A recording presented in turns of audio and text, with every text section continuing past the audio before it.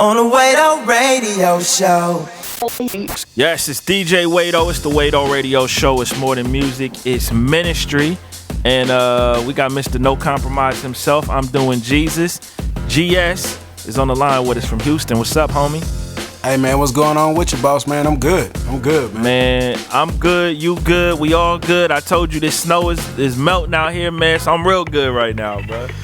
Oh, yeah, man. I'm staying out here in the H where it's nice and warm, man, homie. We got some good 75, 78 degree weather today. We straight. Y'all straight, right? Yeah, we straight. Yeah, man, I would love 70 degrees right now. I ain't gonna lie to you, man. Lie to you, man. So, you got a new mixtape, man. Warning Before Destruction, Part 6. Yeah, man. Part 6, man. We I'm trying to get this. I'm trying to get to 25 volumes, man. 25. I was gonna say 10, but 25. Yeah, I'm trying to get to 25. I don't know if that'll happen, man. But this one right here, I felt like the wait was long enough. I think the last Warning Before Destruction Volume 5 I put out was about a year and a half, 2 years ago, and I was like, man, I think we need another one of these because you start seeing what it do and how people are influenced by it and how it moves people. And I had no idea that it was doing that much to people. So, but this time I just wanted to talk about some different things, man, on it instead of being the turn up artist, for some of the great music people know me for. I wanted to have some conversation with people in the music. I still got those records in there, but I figured a way to still be a turn up artist, but say something. You know what I'm saying? Like got beats that are more upbeat, but I'm able to say something on it. So this project is a lot different than the previous Warning Before Destructions. Sure. Yeah. You. I think one of the records that's probably getting the most buzz is the 116 song. And you told me, man, you think that there's been some people that are taking that almost like it's a diss song, huh? Yeah, man. First off, it's not a diss record. If anybody's been listening to my music for a long time, and sometimes, like the story of Jesus and Peter when he tells Peter to walk on the water. People have made that story about Peter. You dig what I'm saying? And that story is not about Peter. It's about Jesus being able to walk on all of the problems because of how they viewed water. You dig what I'm saying? Like they viewed water as problematic and terrifying, and Jesus came walking on the water, and so it was saying that he was walking above all of their problems, issues. So sometimes in stories we look at the wrong thing when we're trying to get the point across. And in order for you to really see that story, you had to include Peter in it. You know what I'm saying? So same thing I did on the song Her Story on my album, my last album. In order for people to see how strong my mother was, in order for me to paint how faithful she was to God, I had to also tell about my dad abusing her for 23 years. The song wasn't about my dad. It was about my mother being it. And so in the song 116, in order for me to tell people what we all fall short at and what it looks like when we do miss these opportunities to share the gospel on certain platforms, I had to talk about Andy Mineo. And so it's not about him. It's about what we look like when we miss these opportunities to share the gospel on these platforms that God has allowed us to have. Yeah. Did you feel like using that term 116 was going to because there's so much.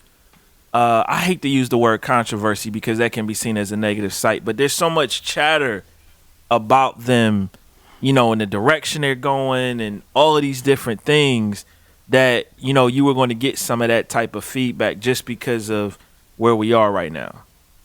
Absolutely, man. I knew naming the song 116, it would bring attention to the song, but I thought it would bring the attention that I was aiming for, not, people thinking that it was a diss record. I mean, it's a lot of people who don't think that, but it's people also who do think it's a diss record. And so, man, but let's be honest, man. There are people who have 116 tattooed on their body and cannot quote the scripture, and there's only a couple words in it.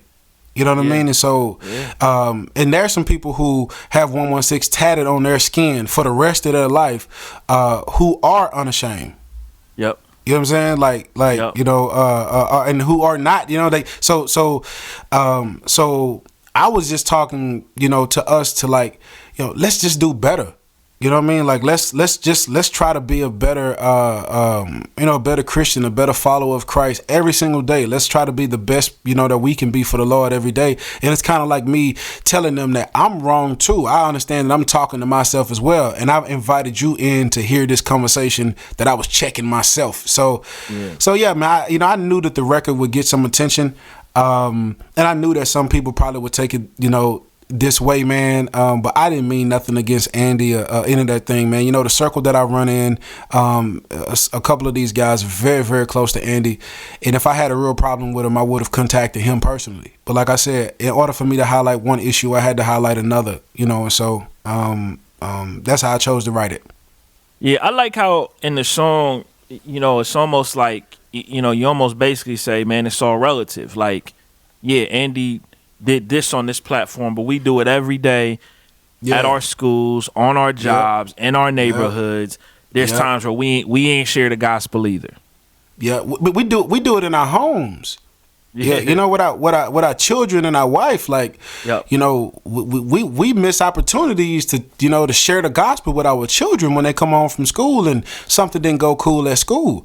You know, some of us, you know, some of these parents, you know, we still deal with the other side of us where our kid get in a fight at school and he's a little boy and you want him to grow up being tough. The first thing you ask him, you know, who won? You know what I'm saying? Did you beat him up? You know, instead of you know, talking to him about you know, sometimes how to turn the other cheek and walk away from these things, or how to better handle a situation.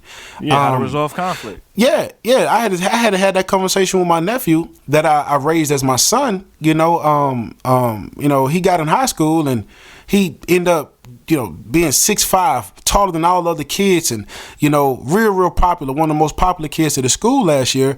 And now he's in college, but he got in a fight with a gentleman and came home and was like, yo, Unc, you know, I did this to him and I did that to him. And I was like, yo, that stuff cool, bro, but check game.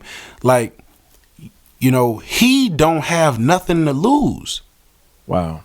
The dude you fighting is a kid that stays in trouble in school. Like, you are a straight A student though. You know what I'm saying? Like, and you are on varsity basketball team and varsity track, and like, you one of the most popular kids. You the homecoming kid. All these different things you got going for yourself, you willing to throw it away, all because somebody don't like you. And I would just tell, he was like, man, if I'd have walked away, they'd have called me this. So we do miss the opportunities, man, to share the gospel in our own homes. And so that's what I was trying to do, is just highlight what it looks like when we miss these opportunities, you know, when they come up. Yeah, that's good, brother. That's good. What convicted you to write this record, man? That particular one, or the mixtape? That particular record.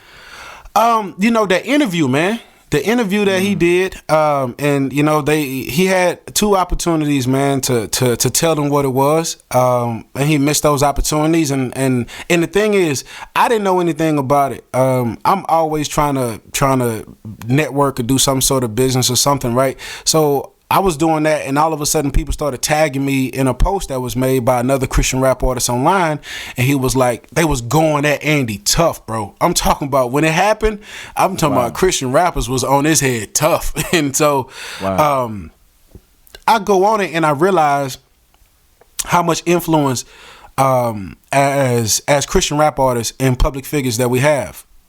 We have a lot of influence. So I was reading all the comments of people who I didn't even know, just, you know, fans of hip hop, or Christian hip hop, or Christian rap, or whatever we want to call it. And I was just seeing how they agreed with the guy just literally trashing Andy. And I got a little upset about it. You know what I'm saying? And I came to his defense on that post, and I was just like, yo, you know, like, that's not cool, homie. Like, you know, you do it all the time. You know what I'm saying? Like we can't be out here pointing the finger, but that's the reason why I wrote the record the way I did. I started getting emails, text messages, everything, people asking me my opinion, because, you know, my stance is real strong, man, and people know me for voicing my opinion, and I realized that I had to hold back on my opinion as well, because my opinion is not fact. And so man, you know, that what made me write the record, because I seen how many people was dogging him, and I was like, you know, we all in violation of this stuff, man. We can't be just trashing people or trying to tear people down, you know. And so let me write a record that would seem one way, you know, but really checking us, you know what I'm saying, in the other way. Yeah, that's good, man. It's interesting, man, because I was saying this to somebody the other day. I was like, yo, a lot of times we take things that the Bible may not speak directly on, that becomes a gray area, and we make it our black and white. And Christians, absolutely, we love to operate in the black and white. You know what I'm saying? It's like, you know, that's nice and tidy for us. But the gray areas, man, that's where we struggle, you know, with at sometimes, man. So it's an interesting point you're making there, bro. Yeah, and that's what we got to be careful, man. Not add anything to the word of God, man. You know, I heard a guy twist scripture in the Bible up so bad, and this, you know, he's well respected in Christian hip hop, and he uses scripture. Greater is he that's in me than he that's in the world. And then he follows up and say, so we're better than the people that are not like Christ. Wow. And I was like, what?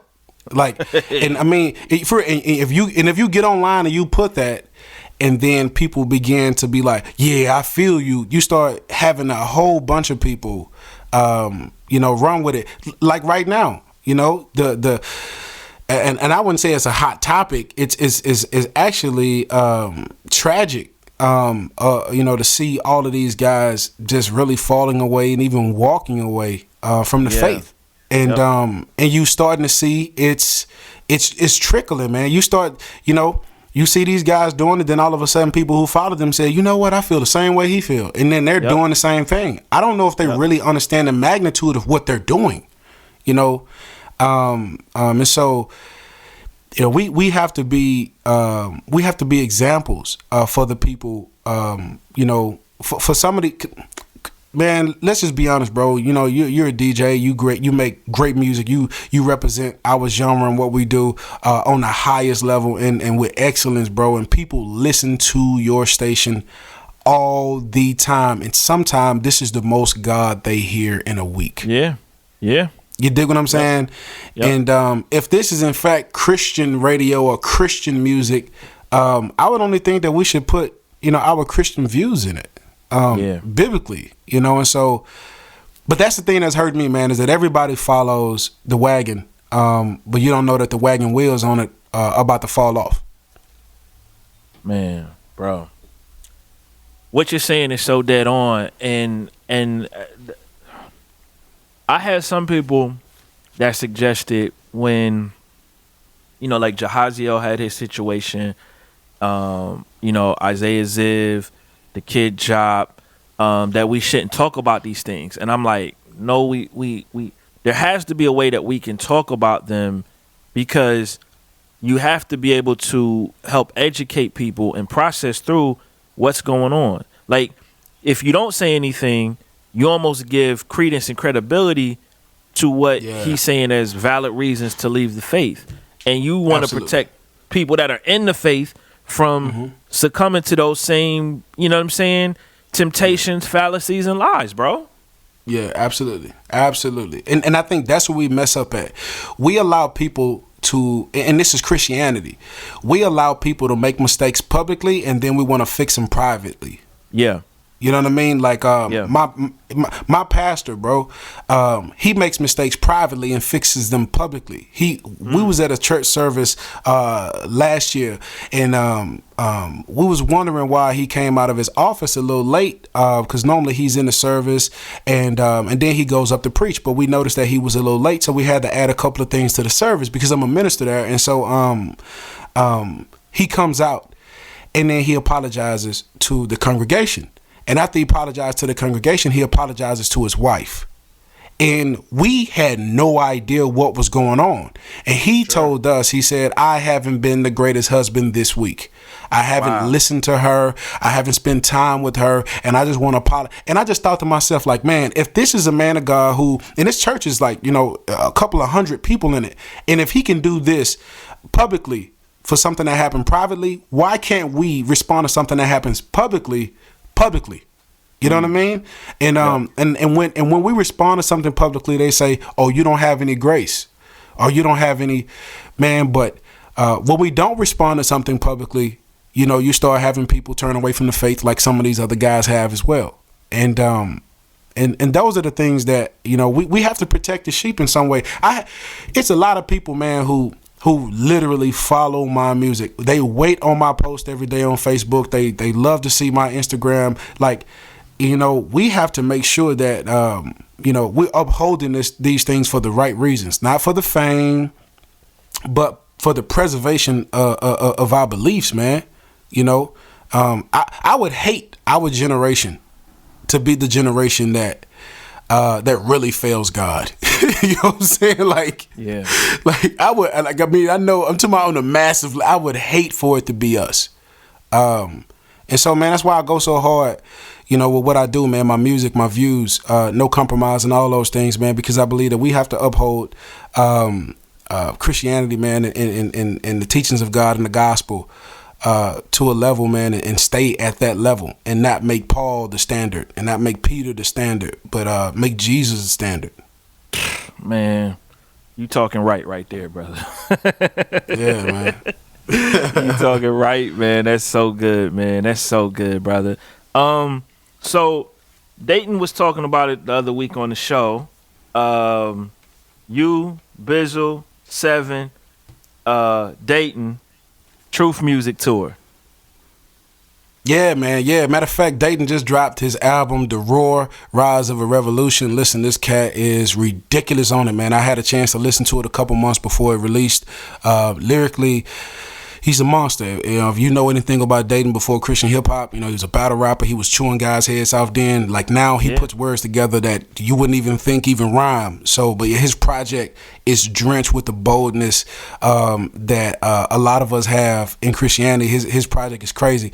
And I have an opportunity to go on tour with him, with Sevin, Hog Mob, with, you know, the new Sevin is the new artist on God Over Money, and then my brother Bizzle, man. You know, so we're gonna be visiting a lot of cities these next 2 months, and I'm excited about the Truth Music Tour. And it's fitting, man. It's Truth Music Tour, man. Like I couldn't say no to it when I got the call.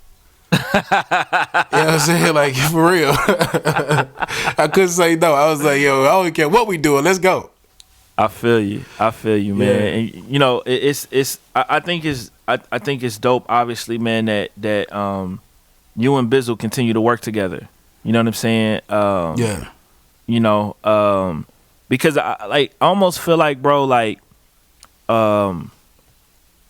you guys have kind of created a niche, or you're like leaders in this niche, man. It's like really aggressive street music, but it's dudes that really love the Lord, bro. And it's like, just that kind of sound and that feeling.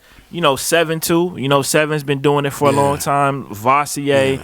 I mean, it's, you know, Reconcile. I mean, it's a lot of guys that do that. But I'm just like, yo, man, I think for you guys to link up and get together and do this, man, I think that's big for the kingdom, bro.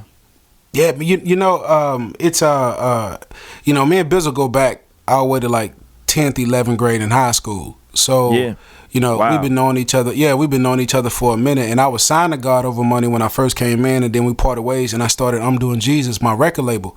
Yep. And you know, what kept us connected is we went to the same church for like 4 or 5 years. You know what I'm saying? You told me this because you told me there was a point in time where y'all wasn't talking. It was so it was a point where we wasn't really cool, and you know, our church kept us connected, man. Our pastor kept us connected, and so when we wouldn't talk, we would still see each other on Wednesdays and on Sundays. You know what I'm saying? So at some point we knew, and then too in church, man, you know, being rap artists and having as much influence as we have here in the city of Houston, you know, there's a certain kind of character you have to have. You know, we can't, you know, I mean, it wasn't no beef. It was just we just didn't understand what really went on. So past that, we just continued to talk with each other, man, and started building some more. And then I got the call to do the Well Wishes. I hopped on with him and Social Club on the record on Well Wishes, and then I asked him to get on Like That Though on my album That Real Talk 2, and he hopped on that, and the record is like crazy. Everywhere we go and perform this record, like it's crazy. So, you know. Man, bro, I'm still wishing you could have made it up to Legacy last summer, bro. Like, man, you know, the thing is, man, I'll be honest with you, man. Like, God changed my mind on a lot of stuff the ending of last year. You know, that what led me to really write the 116 record, because there's certain subjects I didn't want to attack or even talk about, because I just didn't want to have nothing to do with it. But God was just like, yo, I created you to be a certain way so you can be a certain way. Like, you know what I mean? Like, don't run from what I've equipped you to be able to handle. And so, man, I actually started seeing things different. I was anti all of these conferences. I was anti everything, man. And but this year, if God say the same, I'm gonna be at every single conference that we have this year. I'm gonna be at South by Southwest this year. I'm gonna try my best to get out to Legacy. I gotta look at the dates and everything for all this stuff. Make sure I don't got no shows. But yeah, it's I'm not gonna try to it's be not at the everything. last weekend in July now. It's the third weekend this year. Okay. So I'm gonna try my best.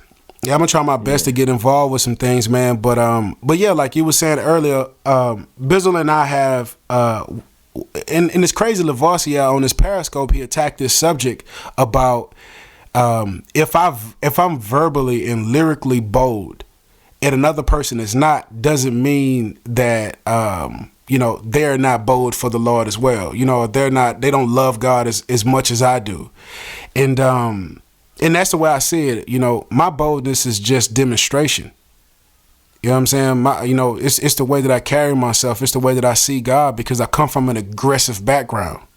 And so, I got 8, it's 8 of us, bro. I got 8, siblings. So like, you can imagine we wasn't quiet in our house.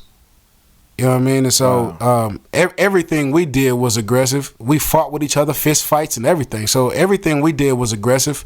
And my brothers fought my dad when he would abuse my mother. I was young, but they fist fought my pop. So everything that we did was aggressive. And so my approach to a lot of things are aggressive. But now I'm starting to control that. You know what I'm saying? I'm starting to control to not let it be as reckless, and not just go and say whatever I want to say because I'm GS, and so I'm doing a lot of things now with love. And so yeah, man, we still making this music. I heard some Bizzle stuff, man. Listen, I got some crazy stuff coming out. The next album, Bizzle got some super crazy stuff coming out, man. Sevin got some crazy stuff coming. Datin's album is out right now, so this tour is gonna be live. Man, y'all out there working, brother. Yeah, we trying, man. We trying to give you some material, man.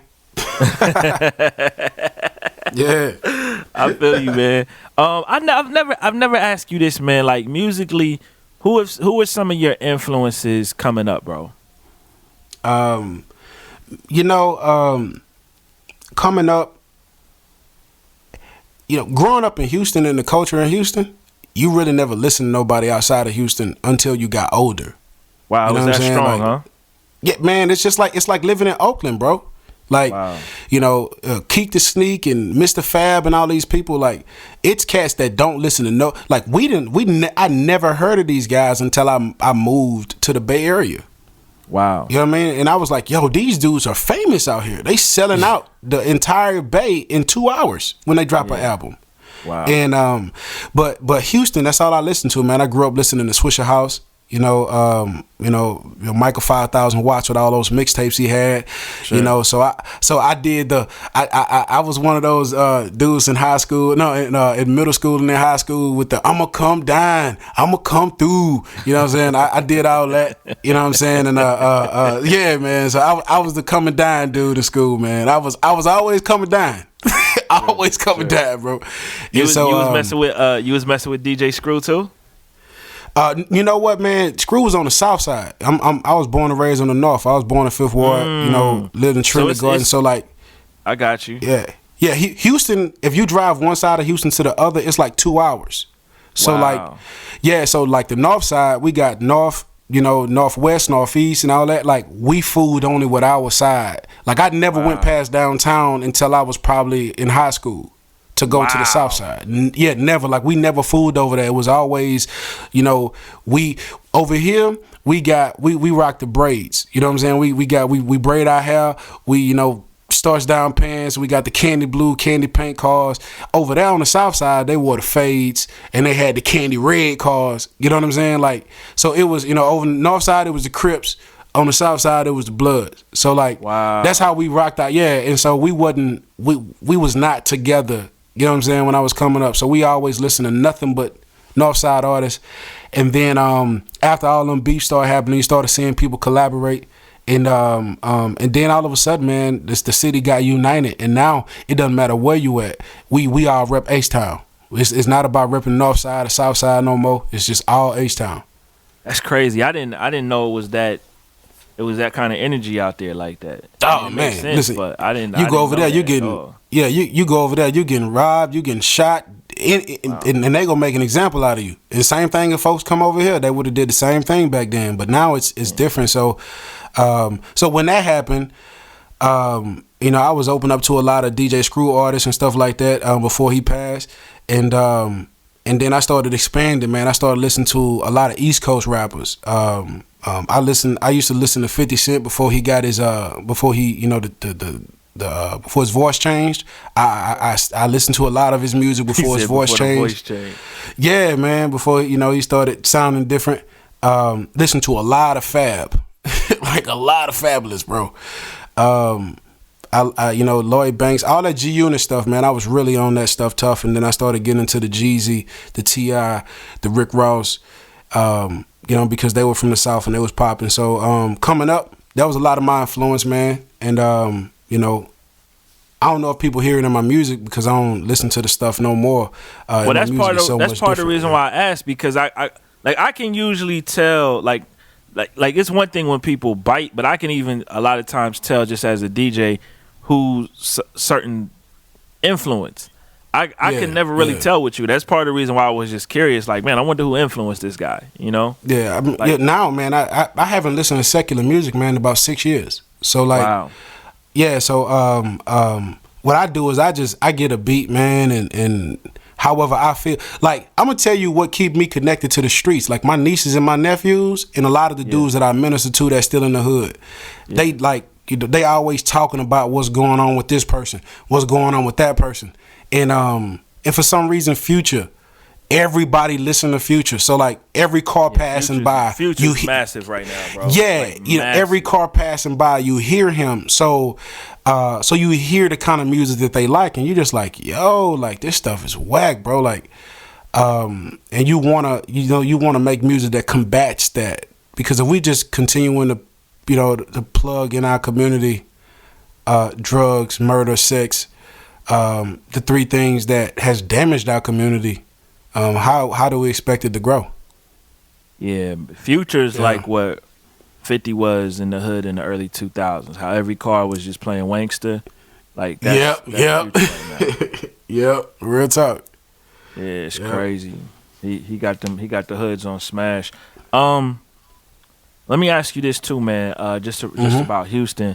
I feel like more so than any other city, it seems like you have so many churches in Houston that really embrace Christian rap, like, and there's like a history. And I'm not saying every church in Houston does, because that's, you know, that probably wouldn't be true. But you know, when I see you guys promoting shows, it's not like it's at just like one or two churches. Like there's a lot of different churches that is putting on Christian rap shows, man. And I just would love your thoughts, man, just about, you know, why you think that is, because I know I was just telling somebody earlier today, there's a lot of local scenes in cities that's on life support, bro. Like, you know, and it seems like Christian rap is thriving in Houston, man. Like, you know, it's like you guys is doing stuff down there.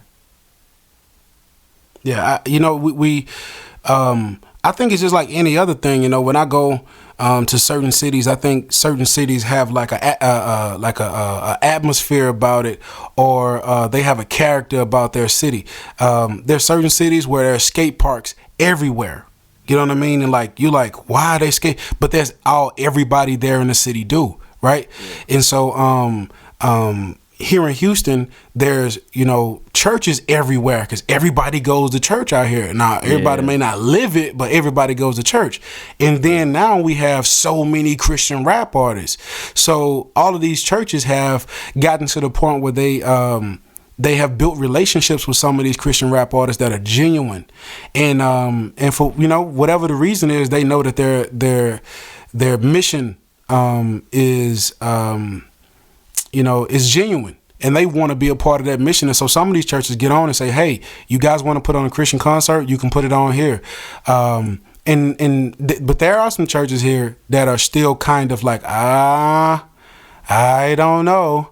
You know, and so, yeah, you know, so, and it's like, man, you get to the point, you know, but we understand, you know, why they do it. You know, some of these churches still don't like you to wear your hats in the church. They don't like you to wear tennis shoes in the church.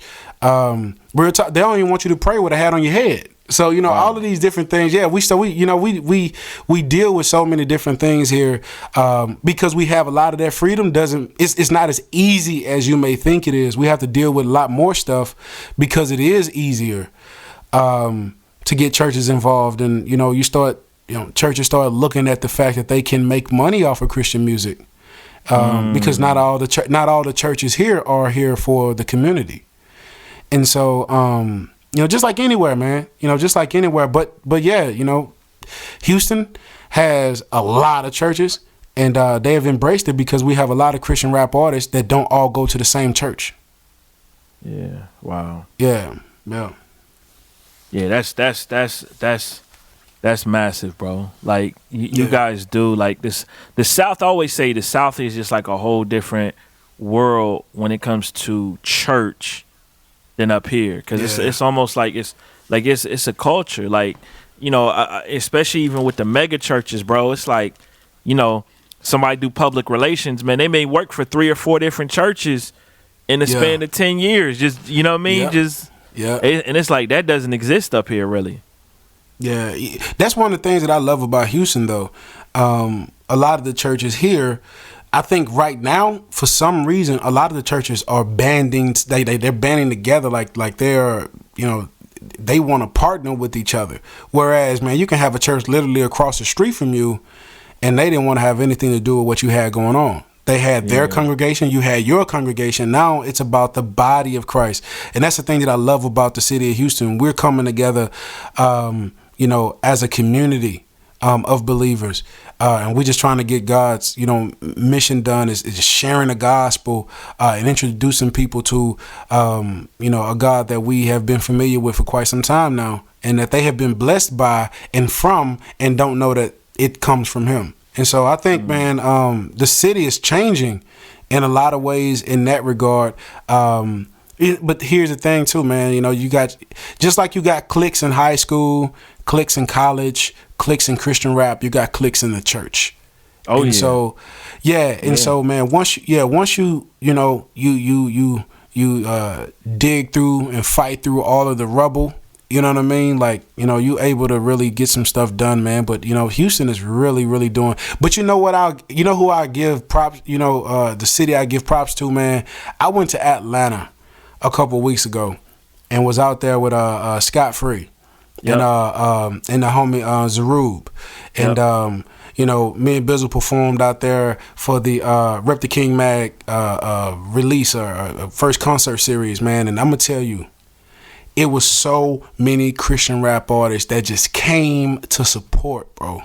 Wow. I'm talking about from Eshawn Burgundy to Young Noah to Jay Bunty to I'm like Cannon was there, Tony Tillman, like, bro, I'm like, yo, like the difference with Houston and Atlanta, Houston may have more rappers than Atlanta have, but Atlanta has more successful Christian hip hop artists than Houston has. Like those guys, you know, at least the perception online is that they have done more than what we're doing here as a whole. You know what I mean? And so when I seen that don't happen in Houston. You have a concert here, man, you probably got about 2 or 3 Christian rap artists in the building. Wow. Like that's it. But over there, man, it was about like 10, 15 of those guys. And I was like, yo, I met everybody in the same building in one spot. Like, had a dude, the homie Zadok, he drove down from Buffalo. Wow. Just to come down. Yeah, him and his clique came down just to be with us.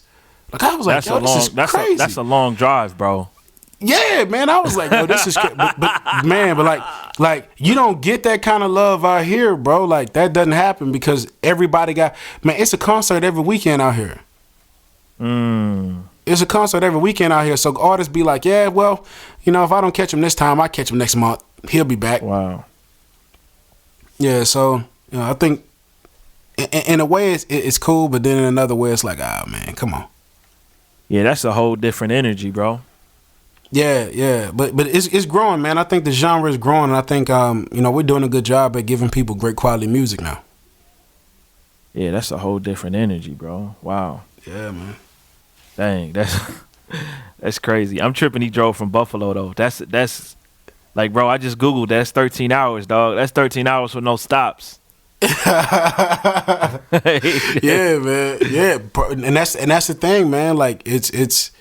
You know, and he's an MC, like he's not you know, like a fan, like, you know, he's and that but Zadok loves the culture, man. Like, you know what I mean? Like he loves the culture. He loves the culture. He loves the scene. He loves the, you know. But man, that's crazy, bro. Yeah, that was a drive for him, but it was cool seeing all those guys, man, and able to be in the same room and you know, to see what God is doing, man, and you know, but. And I'll tell you this, though. You may not be aware of this way, though. You are the reason for a lot of these DJs becoming professional about what they do. Oh, wow. Real talk, man, because I believe this. You know, all of us have this thing in our heart where we want to be the best. For whatever reason it is, a lot of us have it. Whether we want to be better than other people or we want to be the best, you know, us we can be. The best me I can be. So, but you can't talk about, you know, what people are doing as far as DJing going, radio personality. You can't talk about that without adding weight onto the equation. So guys are paying attention to what you're doing, and their level of professionalism is growing because of you. It's the same thing with Christian hip hop. Regardless of what people think about Lecrae, how they feel about what he says and don't really answer a lot of whatever people feel about him. This guy has raised Christian hip hop to a level that people are trying to reach. And I say that all the time, dude. Yes, man, bro, and that's why. But see, that's why I always. It's funny because people ask me a guy asked me the other day. You know, he wasn't a Lecrae fan. He asked me the other day on the phone. He was like, "Yo, what do you think about Lecrae then?" You know, because apparently he asked me about somebody else, and I said, man, I respect him, and I said I actually want to thank him when I get a chance to meet him. You know, I met him, you know, a while back. I went to school with the dude that he was talking about in one of his songs, and he passed away last year. But that's his cousin. So I had a chance to meet him and talk to him years ago. But I want to actually thank him this time because a lot of the doors that we just walk in freely, he had to knock on them and kick them in and fight them and push them, you know, for years, man. And we get to walk into these doors easily, bro. Like, do you think that it would be that easy for us to go on Sway if it wasn't for, you know, the doors he knocked down? Like, that easy for us to go on like a lot of these platforms if it wasn't for what? And so I give a man his props, man. You know, we may not agree with the method, you know, but you know, he's done a lot for Christian hip hop, and he's done a lot for me unknowingly. And so when I get the opportunity to thank him, I'm gonna thank him face to face. Yeah, he's definitely done a lot for the business of Christian hip hop. He's brought a lot of notoriety to it. I've even said this, bro. Like, there's certain places where he used to perform that he doesn't, particularly like at churches and stuff like that. That now those shows go to other people because he's performing on bigger platforms. Absolutely, and so as much as the church is saying. So the church saying that he not coming here no more. Yeah, but he blessing other people. Other people coming. You know what I mean? Somebody else is able to, you know what I'm saying, receive that opportunity, man. So absolutely, you know, it's all relative at times, man. It's all Yeah. it's all relative, Yeah, man. man. And some of this stuff just is just what you passionate about. It's like Yeah. you may yeah. disagree on this end, but you reaping the benefit on the other end, and it's like what you gonna do with that? You know what I mean? So Yeah, you're right. You're right.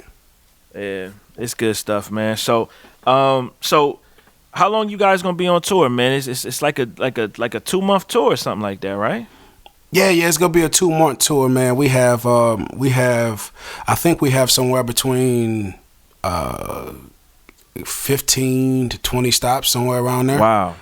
Yeah, so we're gonna be on the road for a while, and we're trying to do everywhere, man. I know we got San Antonio, we have Oklahoma, we have Kansas. I know we got Arizona, we have LA, we got the Bay Area, we have San Diego. Like, so it's a lot of places that we're trying to hit, and so I'm grateful to be able to go and share this music with people who have been supporting my music for so long, and I've never seen them before. I'm excited about that, man. But we're trying to make our way even out to, hopefully we can come out to New York, man. It's hard, bro. Why is it so hard to get like a show out there, man? Like what's going on out there that we don't know about? Like, you guys, it's like we've cracked the code in all the other regions. Like, what's up with New York though, bro? Like the East Coast, what's up with y'all over there? Man, this might be a whole other podcast right here. You about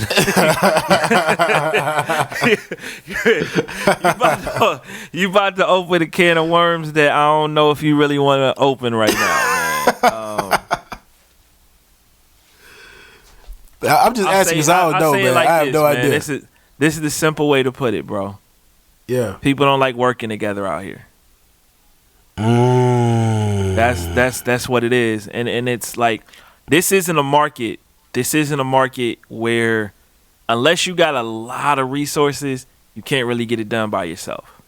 Yeah, I understand. You really need a team. Like, you think if you need a team to promote a concert in Cincinnati, Ohio, you really need a team to promote a concert in New York because it's so big. Yeah. It's so big, and it's like people are tied to their neighborhoods. So unless you're at a big church and you just got 500 kids at your youth ministry, no matter what you do, which that in and of itself is few and far between out here because so many people is unchurched, you need a team of people to help you with it. And the problem is, man, people don't really like working together, bro. Yeah, People don't. And I've heard that from a lot of people. Like, I was talking to the homie the Saga, man, and he was telling me the same thing. But I'm like, but the way y'all move out there, it seemed like y'all all together though. Nah, man, ain't nobody moving like that out here, man. It's a few crazy, people man. in pockets, but not really, bro. Like, dudes ain't doing, like, people not really doing no real business together. Yeah, Not on that level to do shows and all that together. Like, it's like people may do something where it's like they may kind of come together for a conference or something like that or whatever, but not like this should be a market, honestly, bro. This should be a market that every time somebody drops an album, they should be able to come out here and do a show and be in front of 500 people. Easy. Yeah. Like, yeah, if you're right. anywhere in the country is like this, New York should be like that, bro. Yeah. Because listen, in the secular game, bro, everybody's in New York on a release week, the whole week. You're right. You absolutely right. Doing bro. shows, doing interviews, all Yep. that, right? We got all that here. Like, we got all of that kind of stuff here, even in the Christian infrastructure, bro. Like, there's mad big churches with youth groups, but it's like nobody work together. Like, here's the thing. Yeah.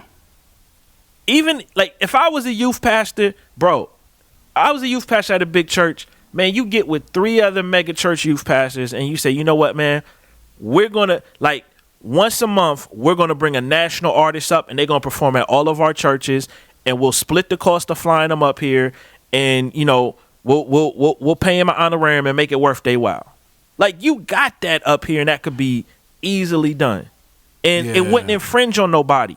Because if I live in Central Jersey, you live in Brooklyn, you live in Queens, you live in the Bronx, we ain't even competing for the same people to go to our church. Yeah, that's crazy. That's crazy to me, man. Like, you know, like hearing it, it's like, yo, like, you know, we've come so far, but you got to, you know what you got to understand though too. And I had to, a dude was telling me this other day. He was like, man, Christian hip hop is a fairly new genre still. Yep. You know, like he was like, yo, this haven't been around that long. This is a fairly new genre, and I had to take that in consideration as well, because I was like, man, you know, anything that's new, some people are kind of standoffish about it. I don't think it's a great idea. But then you got all these church politics. They do want everything to be done at their church. You know, they want to generate the interest at their location, and man, But here's what I'm saying. Like you got that, but you don't got that. Like I could see if we in, like, if you talking about, like, you know, where I live in Newark, New Jersey, right? 200,000 people, but we're in the New York. Like I'm 20 minutes from Manhattan, right? So it's like. Yeah, if it's two churches in Newark trying to do that, that might not make sense. Like, I get that from a church politics. But I'm saying, if I'm doing this in Newark, but you in Brooklyn, like, we not competing for the same people to go to this church. Yeah, you're right. Like, we not. We just not, especially when you talking about youth. You definitely not. Yeah. And who wouldn't? Like, what artist, if you called them up and said, hey, man, I got 4 shows for you in New York. I can't pay you your full honorarium, but each one of the shows you'll be in front of 500 to 700 kids. Bruh, you doing it. Yeah, you go find listen, you go drive up there, you go pay for your own everything. You doing that, bro. You doing that. Straight up. Easy. Yeah. I mean, you know, so it's like have you, my question to you, have you tried to do that? Yeah. I've tried it. I've tried it several times over the years, and it just, you know what I mean? Like, it just. Yeah, man. It just, you know what I mean? It's like, because what happens is with a lot of really big churches, they so used to doing their own thing that it's like, Yeah, if we can do this without you, why would we do this with you? And my point was, like, yeah, you could probably do it once or twice without me, but if we came together, we could do this 12 times a year together. Real talk. Yep. Like, I could do it once or twice without you. Like, if we talking about without each, you know what I mean? But it's like, can I do it 12 times without you? Can you do it 12 times without me? No. So let's work together and do it 12 times. Yeah. You're right. You're right. You're right. I got to get it to you on that one. You're right, man. I don't think people really understand how powerful music is. Music is extremely powerful, bro. Yeah, and you have that's part of it, and then two, I mean, let's be honest, man. You like, we living in an era where it's like even the youth pastors like got big online followings. Real talk. You know what I mean? Real talk. You know what I mean? Yep. So it's like, you know, it's like there's a certain that comes with that where it's like, well, you know, I'm the star of this show over here. Even if that's not what you're saying, that's the energy you give off, and you know. Yeah. That, but you know, but I think all of that stuff. I look at all of that stuff and be less like, man, you know, don't expect the kingdom to grow if we don't do things that are outside of our imagination. Yep. You know, we have to find ways to be creative. You know, I've been asked as of late, like, yo, man, what did you do differently? Because now I see that your presence online is better. I see that a lot of things are happening for you is better. Like, I posted yesterday about Chick-fil-A. You know, I had the opportunity to be hired by Chick-fil-A in January to write a theme song for their location in Davenport, Iowa.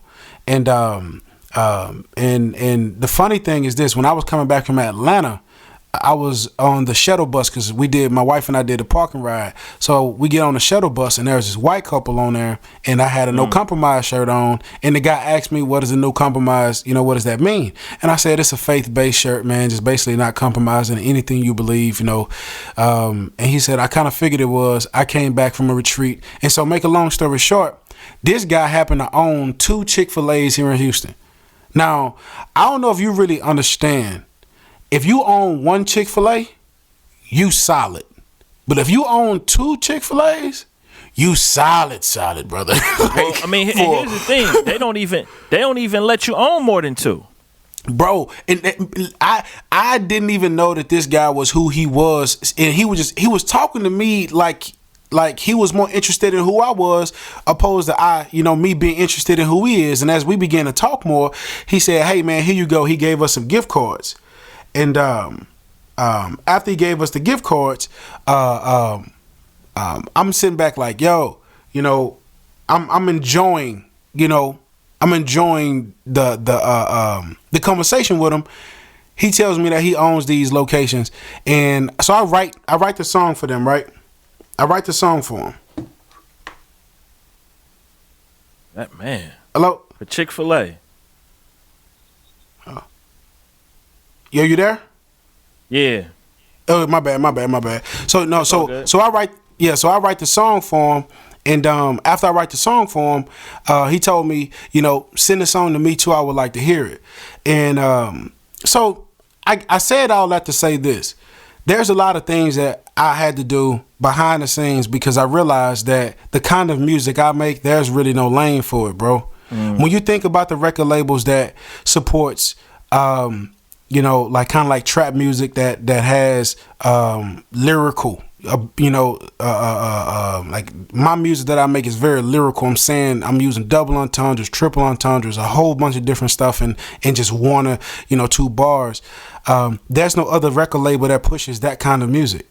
You know what I mean? And so other than God Over Money, I'm doing Jesus, Thizzle's record label. So it's only a couple of them, and we're still trying to grow.